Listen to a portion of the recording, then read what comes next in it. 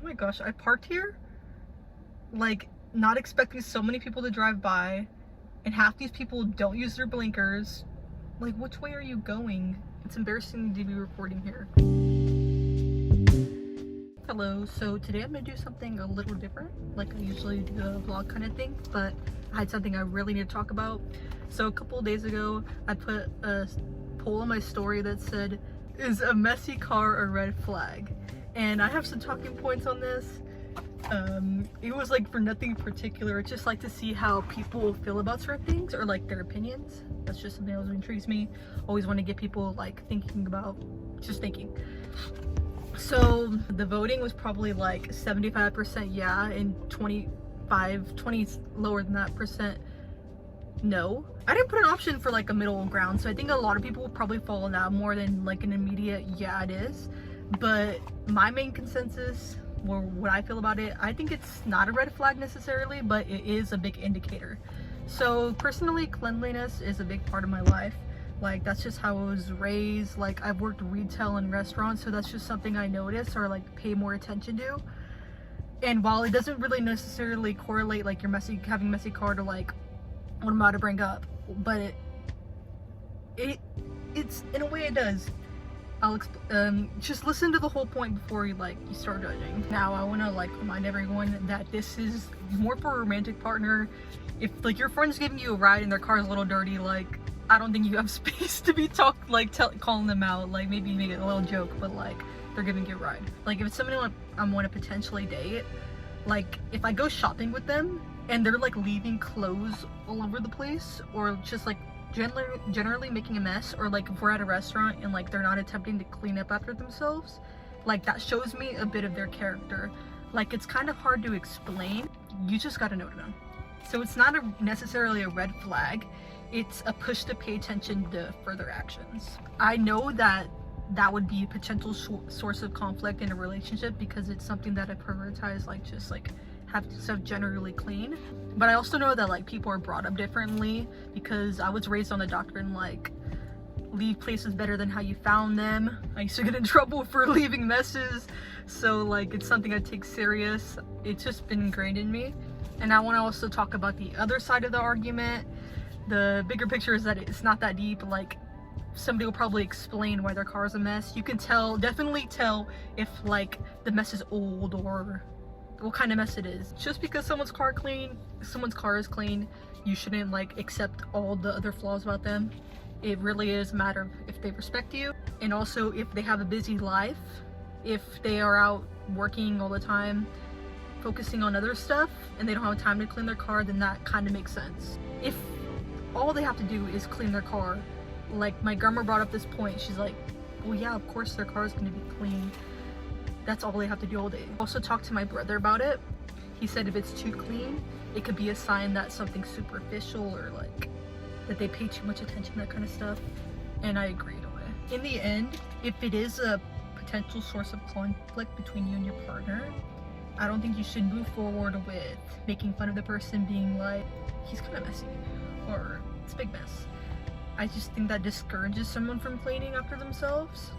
I think you should probably not mention it at first in the first couple days. Maybe be like, do you need help me clean your car? Like I got you if you want me to clean it real quick. Because then it shows that that's something that you prioritize, something that you care about.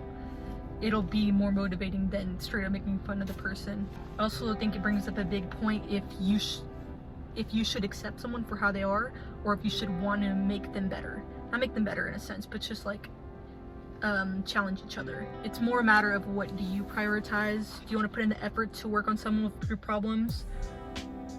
In the end, it's just the messy car, but it could show other stuff.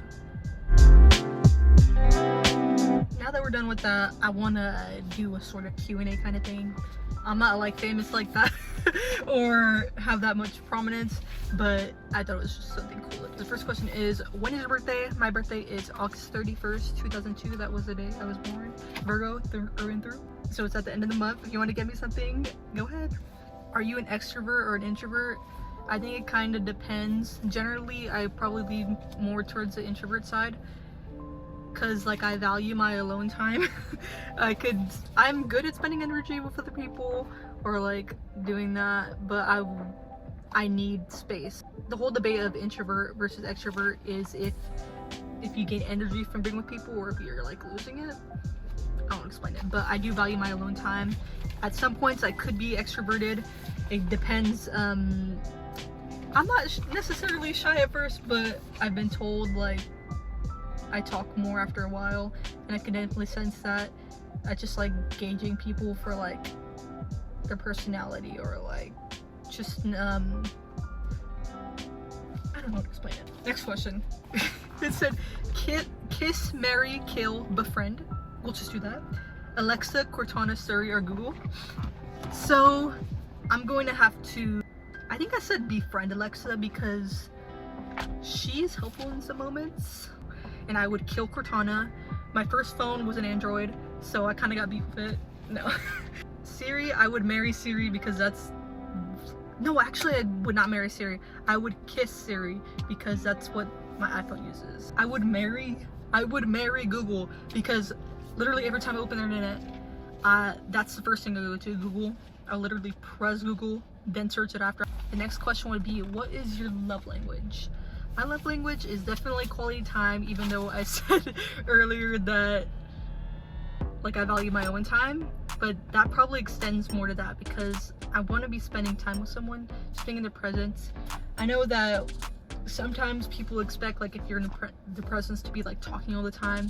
As personally, like I don't really care to talk with someone like at every moment, like them just being next to me, like it's more comforting. Are you conscious about your health? I would like to think so. I do work out often, or like I need to exercise for my mental health and all that, but eating wise I feel like I could be way better with that, and it'll probably put me more in shape. Like I'd say I'm in decent shape, but if I eat a healthier diet and didn't eat out as much, then I'd probably be to better. The next question is, what is the best piece of advice someone has given you? I just really wanted to talk about this, and shout out to my friend Laura. I went out with her for dinner because we're both leaving work, like quitting, and like we were driving to where we were gonna go eat, and I was like, oh my gosh, I have to get my teeth done, my car's like all messed up, or like I might have to get it fixed soon because the mileage is pretty bad. And she's like, I'm just like, I have a lot of problems going on. She's like, those are not really problems. And I know it might sound like off at first, but I get what she was saying. Like there's bigger things to worry about. Worrying about like if you're in good health, or if like a family member, anything about that. Like it just really put into my mind, consoles me sometimes when I'm feeling bad, to look at the bigger picture of things and just to continue knowing that at some points you'll have low parts. Like I would say that I'm in a low part right now, but it's more motivation to push myself forward in the future. So thank you, Lord, for that. Love you. Hope you start your YouTube channel, please, because I would watch. My next segment is going to be unpopular opinions. The hater that I am loves this. So let's get started. First is Buffalo Wild Wings over Wingstop. That's just what I think. Yep. I love the ambiance of Buffalo Wild Wings. Wingstop, I feel like you're just in there and you're out. A lot of stuff going on. Buffalo Wild Wings is just where my dad used to take me all the time with my brothers, so that's just something, like, I like it there better. And they have little games on the TV. Like, can you get better than that? The next point is bidets need to be normalized. I don't know what's wrong with America. Why do we not have bidets? Please. The whole like, it's just, if you've never used one, I strongly advise you to use a bidet. I don't have one in my house right now because like I like not move around a lot, but I've been in like 3 different houses the past 3 years, so I'm not gonna put a bidet just to like put one, but they're so good. My next point is that ugly dogs are cute. I think dogs that look a little too good, like you should be a competition. Come on, go out there. Every dog that I had has a little like, they look like something was wrong with them, but they're like cute. I don't know what it is. Continuing on with the dog parts, I do not like when my mom is like, oh, go play with your sister. oh, my sister, I have one sister. She's talking about my dog. That's my dog, not my sister. Like, yes, I love my dog and all the family and stuff like that, but my mother did not pop that thing out. I'm sorry. That's my opinion. Sorry, Mom, if you're watching this. The next thing that I have personal beef with, if you do this around me, don't talk at all. No, that's exactly what the point is. People who correct you, but don't continue on with the conversation. Like, okay, Grammarly, why? I don't know. Like, yeah, you should correct someone. There's ways to correct someone and be nice about it. Be like, oh, I think it's this actually. But just to be like, say the point and just not continue the conversation. Like, grow up, come on. When you ask someone a question and just say, they tell you to watch the video they made about it. Like, this happens on TikTok a bit. But you literally ask them a question, you're like, oh, I used to watch this thing I made about it. And they don't answer the question. Like, I'm in front of you, answer the damn question. Why are you bringing why are you bringing other stuff up? Okay, that's gonna be it for this video. I apologize if anybody's waiting for my guitar content. I did have a video up or I was like making something for Sex on Fire by Kings of Leon, but it didn't sound good. Like, I need to get an interface where you can connect the guitar to the computer so it just sounds better than coming like straight from speakers or like a microphone or something. And the next song I plan on doing is Intro by Hunaracha. I don't know if I pronounced that right. I said Junior H one time and my friend was like, oh my god, you know Suffocate? Yeah, I am. But like, I thought that's how you said it. Like, a lot of people said Junior H like around me, so I knew that there was something wrong with that. So thank you for watching. I'm gonna end the video with a little clip of me running probably up a hill. That's what I like to do nowadays. You thought I was lying. You thought I was lying.